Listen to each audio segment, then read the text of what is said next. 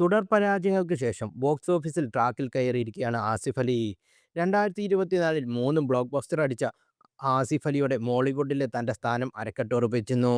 കരിയറിലെ ഏറ്റവും വലിയ ബഡ്ജറ്റിൽ ഒരുങ്ങുന്ന ടിക്കി ടാക്കിലൂടെ സൂപ്പർ സ്റ്റാർ ലെവലിലേക്ക് ഉയരാനൊരുങ്ങുകയാണ് ആസിഫ് അലി. നായകനായി ഒരുപിടി മികച്ച പ്രോജക്റ്റുകൾക്കൊപ്പം മറ്റു ചില ചിത്രങ്ങളും ആസിഫ് നായകനാവുന്നു. മമ്മൂട്ടിയെ നായകനാക്കി ഖാലിദ് റഹ്മാൻ ഒരുക്കുന്ന മട്ടാഞ്ചേരി മാഫിയാണ് ഇതിൽ ആദ്യത്തേത്.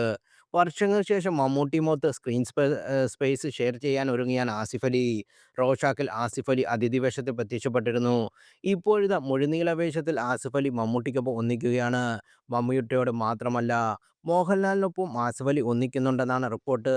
ഇതാദ്യമായിട്ടാണ് ആസിഫ് അലി മോഹൻലാലിനോടൊപ്പം സ്ക്രീൻ ഷെയർ ചെയ്യുന്നത്. മോഹൻലാലിനെ നായകനാക്കി ദിലീഷ് പോത്തൻ ഒരുക്കുന്ന ചിത്രത്തിൽ ആസിഫ് അലിയും പ്രത്യക്ഷപ്പെടുമെന്നാണ് റിപ്പോർട്ടുകൾ. എന്നാൽ ഇക്കാര്യത്തിൽ ഔദ്യോഗിക സ്ഥിരീകരണം ഒന്നും വന്നിട്ടില്ല. മലൈക്കോട്ടെ വാലിബന്റെ നിർമ്മാതാക്കളായ ഷിബു ബേബി ജോണാണ് ഈ പ്രോജക്റ്റ് നിർമ്മിക്കുന്നു എന്നാണ് ആദ്യം വന്ന റിപ്പോർട്ടുകൾ. എന്നാൽ പിന്നീട് ആർഷിബാദിലേക്ക് ഈ പ്രോജക്റ്റ് കടന്നു വന്നിരുന്നെന്നും കേട്ടു. ഇപ്പോഴാ പുതിയൊരു നിർമ്മാതാവ് ഈ പ്രോജക്റ്റ് ഏറ്റെടുക്കുമെന്നും സിനിമാ പേജ് റിപ്പോർട്ട് ചെയ്യുന്നു. അഭിനയത്തിനൊപ്പം നിർമ്മാണത്തിലും മുന്നോട്ട് കൊണ്ടുപോകുന്ന നടനാകും ഈ പ്രോജക്റ്റ് നിർമ്മിക്കുന്നതെന്ന് റിപ്പോർട്ടുകളുണ്ട്.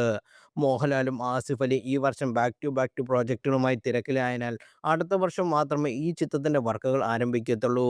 നിലവിൽ ടിക്കി ടാക്കിലെ ലാസ്റ്റ് ഷെഡ്യൂളിൻ്റെ തിരക്കിലാണ് ആസിഫ് അലി. ഇതിനുശേഷം മട്ടാഞ്ചേരി മാഫിയിൽ ഷൂട്ടിങ്ങിനായി ആസിഫ് അലി കടക്കും.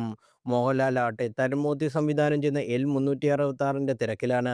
ഇൻഡസ്ട്രി ഹിറ്റായി മാറിയ തുടരും എന്ന ചിത്രത്തിന് ശേഷം തരുൺമൂർത്തിയുമായി കൈകോർക്കുന്ന ചിത്രത്തിൻ്റെ ഷൂട്ട് തൊടുപുഴയിലാണ് പുരോഗമിക്കുന്നത്. ഇതിനുശേഷം പ്രിയദർശൻ സംവിധാനം ചെയ്യുന്ന പ്രോജക്റ്റിലേക്ക് മോഹൻലാൽ കടക്കും. പ്രിയദർശൻ്റെ 100ാമത്തെ ചിത്രമാണിത്. ആൻ്റണി പെരുമ്പാവൂരാണ് ചിത്രം നിർമ്മിക്കുന്നത്.